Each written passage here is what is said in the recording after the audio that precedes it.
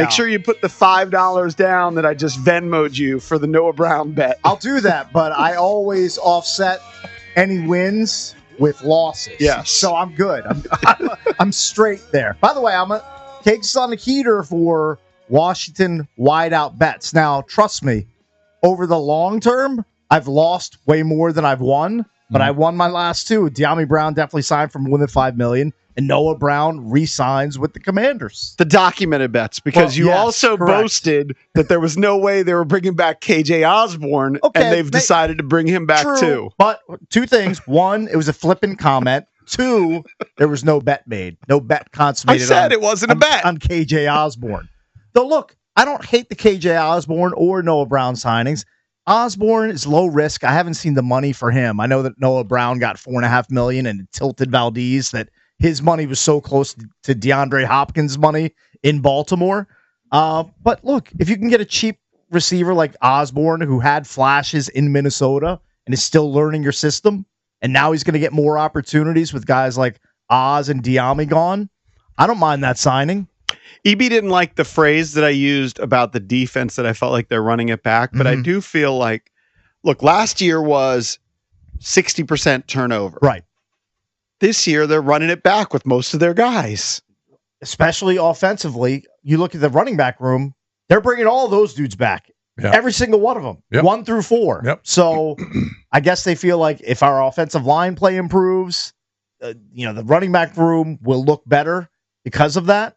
So they're definitely keeping everything together in the RB room. And the wide receiver room, too, except for they lose De'Ami and they add Debo. And Oz leaves, too. Oz leaves signs with the Bears. He got to deal with them yesterday. And who knows what happens with Crowder, because I don't think Crowder has signed yet. Haven't seen any news on him yet. I have some housekeeping I need to do for the bet book real quick. Do I need to get my Venmo up and running? You guys can figure it out. All right. On 12/31, Jaden top 5 in MVP voting. Cakes yes, JP no. That's $2. Oh, bitter. Should be back too. What was he like? 7th. Oh, he was close. Do I get anything for close? No, I get $2. All right. Did you pay the De'Ami Brown will sign? Yes. Okay. But there's two bets in here for that. Okay. Oh, there are. Yes. Okay. On 2/24, De'Ami will sign for $5 million per year. Cakes, yes. JP, no. That's $5. Okay, that's a dog for me. And then 17, Brown will get $7 million per year. That's $5. JP, no. Cakes, yes. Oh, now I got to ship you 3. A doubler. Double dip. Oh, yeah. De'Ami, I love you. You're my guy. 5 and 7. 5 and 7. Wow. Yeah, he got 10, and he could make 12 if he hits all of his incentives. And he got the 1 year. It's a 1 year. It's a 1 year deal. The term didn't matter. It was whatever the AAV was. And then on 2/26, Myles Garrett traded before start of season. I guess that's still available. Did I say yay? Cakes, yes. JP, no. That's $10. Back to square one, Jason. So I was going to ship you 3, but you actually owe me 7. Well, technically, he could be traded. Wait a second.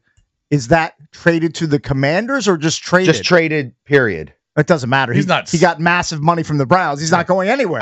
Technically, he still could be traded before the start of the season. He could be, but it'd be a long but shot. It's a 1%. It's a 1%. All right, you owe me 7. I owe you 7, even after with winning. The $2, yes. just $5 bets. I already shipped you 5. Yeah.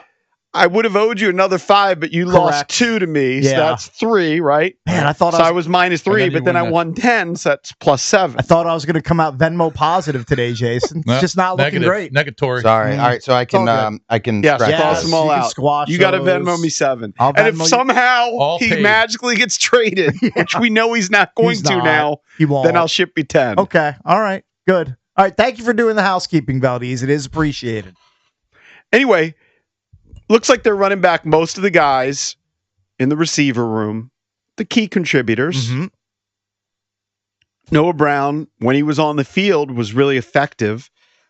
He drew a lot of pass interferences. I think he drew 5 pass interferences when he was on the field, which actually, if you look at the rankings for guys that drew pass interferences, he was amongst the leaders, even though he missed so many games. And, of course, he caught the Hail Mary. He caught the most important pass of the season. Caught the Hail Mary. Daniels. So I think Noah Brown was a good signing. I was a little surprised that they didn't make – now, look, they can still add guys, and they probably will, but I was a little surprised they didn't add more free agent pieces on the offensive side. Defensive side, they did. I mean, Tunsil is just a monster addition. It's a monster addition. Yeah. And I know they give up a lot to get him, but they figure they got a top 5 offensive tackle. And then Debo, you didn't give up much for him. And I think he's going to have a big year. I just was a little surprised they didn't add to more of the either the line or maybe receivers, maybe a running back. They brought back 2 tight ends. Mm-hmm. On defense, Kinlaw was the big addition to the defensive line. Mm-hmm. You knew him from San Francisco. Was he underwhelming? Well, you're a Niners fan. Well, yeah, because he was never healthy. Yeah, he tore his ACL out there, dealt with a lot of injuries. He was there for 4 years, and he barely played for 2 years. I don't know how many games he missed total, but I know there was 2 years where he basically never played. Kind of the backstory on Tunsil is reports have leaked that the Commanders were really eyeing Ronnie Stanley in free agency. And they were ready to give Ronnie Stanley as much as $24 million. And that Ronnie Stanley may have taken less to stay with the Ravens. So they had to shift to plan B, and that was the Tunsil deal. So that's kind of why we didn't really know about it. It's a pretty good plan B, because they were eyeing for it's a free agent. He's a premier left tackle that's just 30 years old. Yeah. Like still at the peak of his game. Mm-hmm.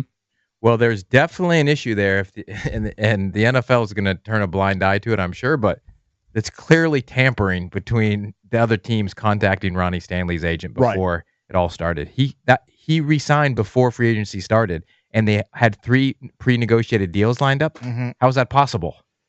Pre-legal tampering? That's not a thing. That's called slap on the wrist. Just called tampering. I'm not saying the Commander. It sounded like the 3 teams had deals in place. Right. They all do it with some sort of loophole. Yeah. Well, they all talk. So maybe they talk hypothetically. They say, well, hypothetically at 12 o'clock, if we were to say we would give you $45 million, would you hypothetically take it? I just assume that's happening with a lot of guys, with a lot of teams. But Ronnie resigned well before. Yes. Yeah. Like a couple days, right? Yeah. Yeah, he was definitely before, I think, even the legal tampering period. He put pen to paper. So look, I think that these are or agreed. These are good depth guys that they are bringing back. Noah I was a former first-round pick of the Dolphins in 2020, and he contributed this year. I don't think they count on him to be some sort of stud defensive back, but you need to fill out your roster. So they're bringing back guys that they liked, guys that contributed. But they added 2 guys in the secondary too. They brought in Will Harris. They brought in Jonathan Jones. So they clearly thought that secondary was a position of need or a unit of need. So they added a couple guys there. And, they're not done. They're going to be adding some more guys. And we'll see if it's an upgrade with Jonathan Jones over St. Just. Correct. And if you count Lattimore from last year in the trade, they added 3 guys. Yeah. But we'll see. We'll see. They're still filling out the roster. By the way, still some guys that are unsigned. Also, the more days go by, and the more days that Dante Fowler Jr. isn't signed, the cheaper his price tag becomes. True. So maybe he comes back on a team-friendly deal. Yeah. And you got a double-digit 1 year, sack $5 guy. million, or I don't know. Probably whatever. something in that range, maybe a little bit more. Yep. Jason, are you surprised they didn't do anything on the edge? Really? I know they brought in the guy from the Patriots, but in terms of a premier guy.